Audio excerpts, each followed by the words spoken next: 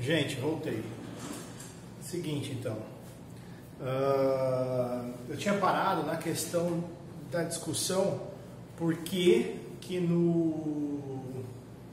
na indignidade, segundo o artigo 1814, todos podem ser excluídos. Se você observar o artigo 1814, ele diz o seguinte, ó, são excluídos da herança os herdeiros e os legatários. Mais ou menos isso que diz, né? Não estou achando aqui, mas são excluídos da sucessão os herdeiros e os legatários. Se vocês pegarem aqui aquela aula que a gente comentou, né? Aquela aula de formas de suceder. Nós vimos que tem duas formas de suceder: a título universal e a título singular. Sucede a título singular o legatário. Por quê? Porque ele recebe um legado. O que é um legado? É um bem destacado, um bem individualizado da herança. Então, o legatário é aquele que recebe um bem destacado, um bem individualizado da herança. Correto? Em contrapartida, sucede a título universal o herdeiro. O que é um herdeiro? O que é suceder a título universal? Suceder a título universal significa dizer que a pessoa recebe uma parte do todo, sem ao certo saber o que está recebendo. O herdeiro vai receber 5%, 10%. Observe que ele não sabe o que ele vai receber, se aqueles 10% é uma casa, se é um carro, ele não sabe, ele sabe que é 10%. Então, sucede a título universal aquele que recebe uma parte de um todo. São chamados de herdeiro, porque recebe uma herança. Então a herança o que é? É uma parte do todo. O legado o que é? É um bem destacado, um bem individualizado da herança. Entre os herdeiros há duas divisões: os herdeiros legítimos e os herdeiros instituídos. Os herdeiros instituídos são instituídos por meio de um testamento. O testador vai lá e coloca: deixo 10% da minha herança para o fulano. Ele foi instituído, recebeu 10%, porque o testamenteiro quis assim fazer. Se a gente pegar o caso do Gugu, Gugu instituiu 5 sobrinhos dele, para cada um receber 5% da herança deles, tá? Então os herdeiros do Gugu instituídos são aqueles 5 sobrinhos, no qual o Gugu destacou que cada um receberá 5% da herança.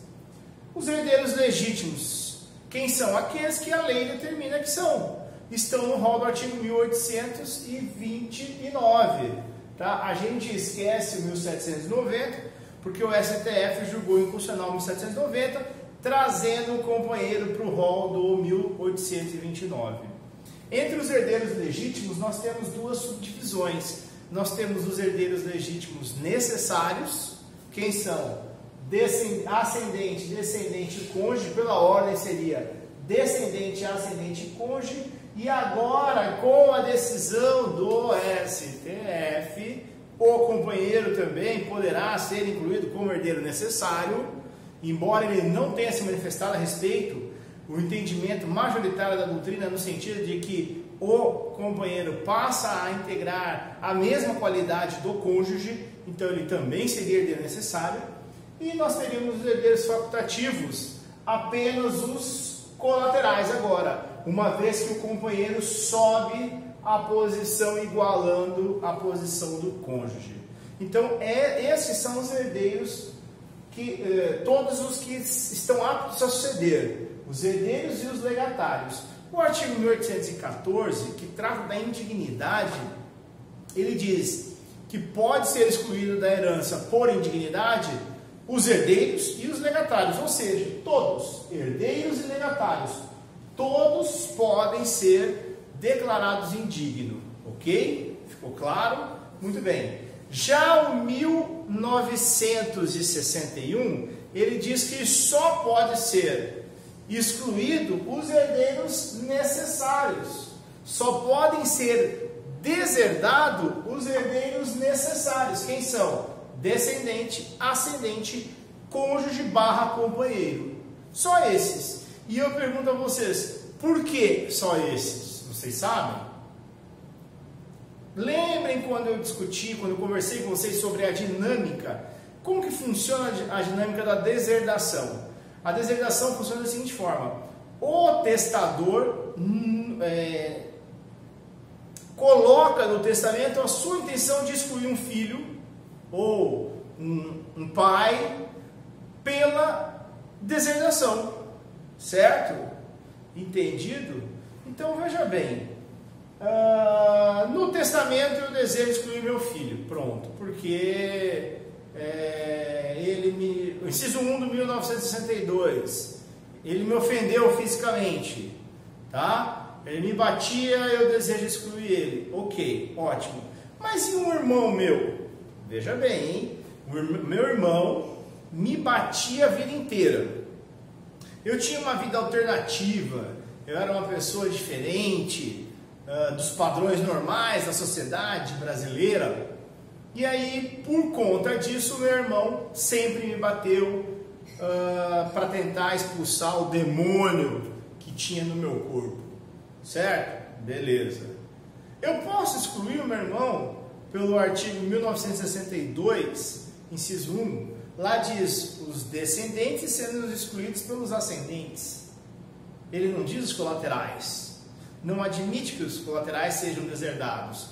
E aí eu pergunto, por que é uma injustiça isso? Por que eu não posso deserdar um irmão que me bate ou que incorre nos mesmos incisos do 1962, por exemplo? Né? A resposta é simples. Os irmãos são herdeiros necessários? Não.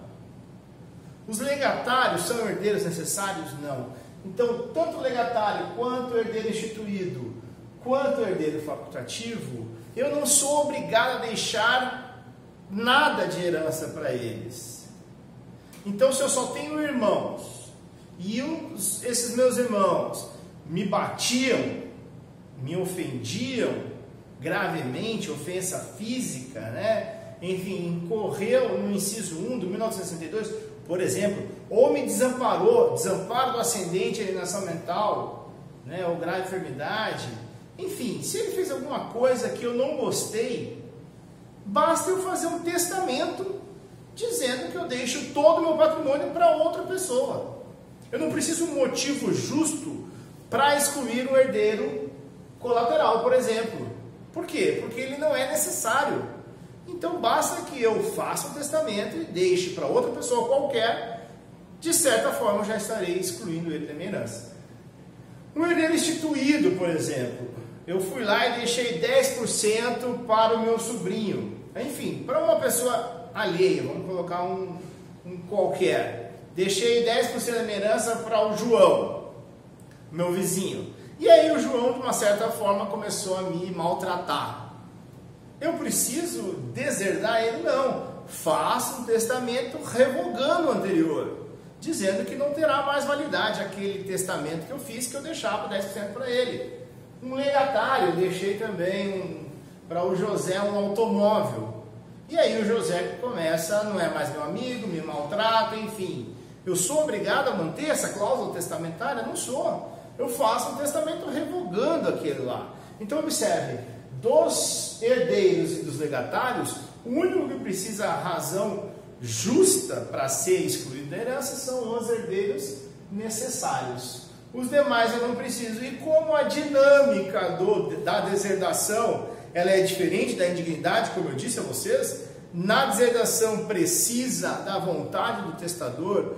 O testador tem que autorizar, tem que imprimir a vontade dele no testamento para excluir aquela pessoa. Se ele for fazer um testamento e ele quer excluir aquela pessoa, não precisa de um motivo justo, basta dizer que todo o patrimônio vai para fulano, para ciclano, revoga o que já foi feito e assim por diante.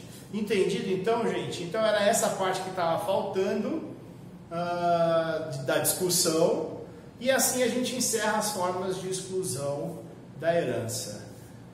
Até breve, daqui a pouco a gente fala sobre um outro ponto da aula, ok? Valeu!